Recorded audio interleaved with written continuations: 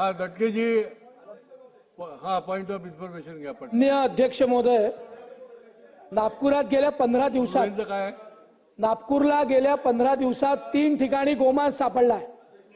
एकदा मध्य नागपुरात सापडलं, दोनदा दक्षिण नागपुरात सापडलं आणि 20-20, 30-30 गायी कापून ते गोमांस रस्त्यावर टाकलेलं सापडलं आहे। माझी आपल्या मार्फत अशा वारंवार घटना घडतायत। याच आठवड्यामध्ये आशीर्वाद नगर, दिघोरी, नंतर तिकडे भारत माता चौक अशा मोठ्या प्रमाणात गोमांस पकडण्यात आले आहे।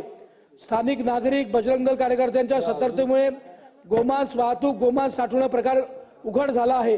गोमांस विक्री व गायीची कत्तल हे दोन्ही प्रकार थांबवण्याकरता अधिक कठोर